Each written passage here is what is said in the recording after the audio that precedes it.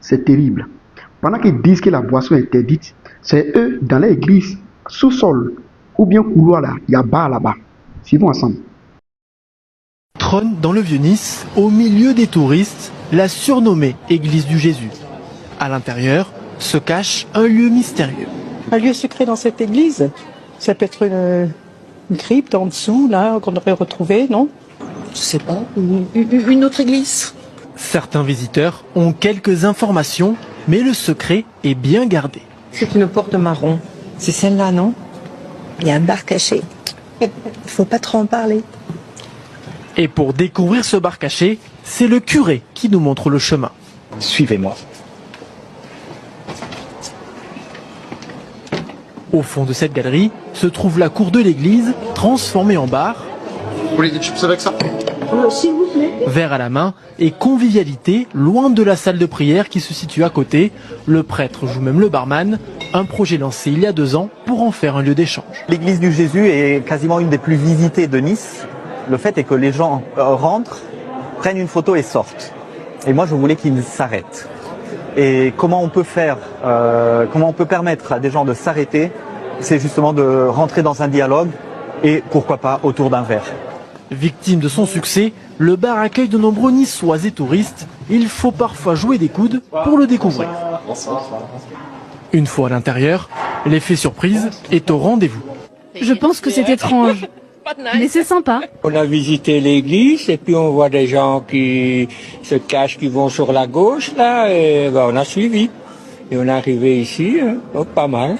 Les bénéfices de ce bar associatif permettent de financer les travaux de rénovation, déjà 8 000 € pour remplacer les lumières de l'intérieur de l'édifice. Vous voyez, c'est ce qu'on appelle l'imposture. C'est ce qu'on appelle du n'importe quoi. C'est ce qu'on appelle le mensonge. C'est ce qu'on appelle le diable. Des gens qui disent que la boisson, boire, c'est mauvais. Ceux qui disent que celui qui boit va aller en enfer. C'est ces mêmes personnes qui disent qu'ils ont première église. C'est eux qui ont bar.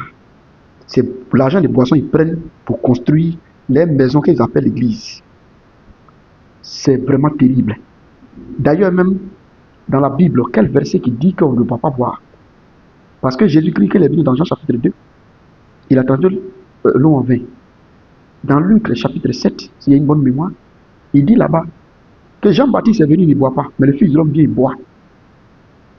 On le traite des démons. Donc Jésus a bu. Donc boire n'est pas mauvais. Donc si boire n'est pas mauvais, pourquoi dire aux gens que boisson n'est pas mauvais? Pendant ce temps, Jésus a pris le Christ, a utilisé le vin et le pain. Il a dit que ceci est mon mon sang, vivez en mémoire de moi.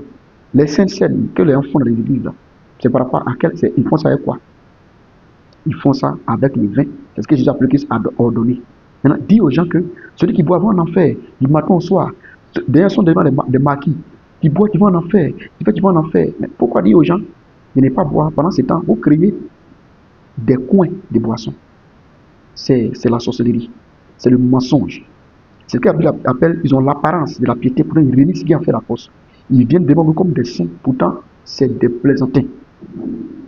Je ne suis pas en train de dire que la boisson est quelque chose de mauvais ou bien certains encourager que les gens boivent. Je ne suis pas en train de dire à quelqu'un va boire, parce que c'est personnel. Voilà. La Sainte-Seine déjà se fait à base de vin et non de sucreries. D'ailleurs, tous ceux qui prennent Sainte-Seine avec sucreries bissap insultent Dieu. Parce que si on est chrétien, on va faire ce que Jésus-Christ dit. Maintenant, la Bible dit c'est être enivré. Quand tu t'enivres, ce n'est pas bien. Maintenant, nous, étant chrétiens, étant dans la sanctification, pour ne pas heurter la sensibilité de ceux qui viennent d'arriver dans le message, on préfère ne pas les boire dans les maquis, pour ne pas qu'ils puissent avoir l'habitude de vivre une vie mauvaise. C'est ce qui est nécessaire. Parce qu'elle vient sacrifier aux idoles, tu manges, tu vas amener la personne. En fait, tu sais pourquoi? Un bon chrétien peut se cacher dans sa maison, prendre son vin, boire son verre de vin. Même depuis l'Ancien Testament, Ecclésiaste, il a dit, bois ton vin. Parce que Dieu, c'est tout ce que tu fais, Dieu est content de ça. Mais c'est quand tu veux donner la boisson à quelqu'un pour pouvoir l'humilier que la Bible dit c'est interdit. Dans les funérailles, liqueur, il a dit de manier boire. Voilà. Donc le vin n'est pas interdit. Mais ici, Dieu met en lumière ceux qui sont des menteurs qui vous trompent. Voilà. Je ne vais pas venir ici pour vous dire vive le bon vin. Je viens ici pour vous dire vive Jésus-Christ. Celui qui ne boit pas bien fait, c'est son corps. Celui qui boit aussi, il ne faut pas qu'il va exagérer. Sinon, la boisson n'est pas interdite. Pourquoi c'est caché? Voilà, je m'arrête là.